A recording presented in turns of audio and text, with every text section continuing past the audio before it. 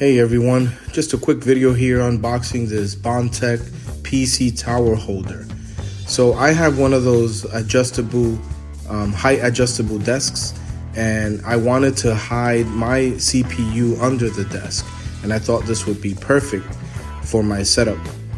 The instructions specify that it should be installed as designed. In other words, it's made for the CPU to be installed in an upright position.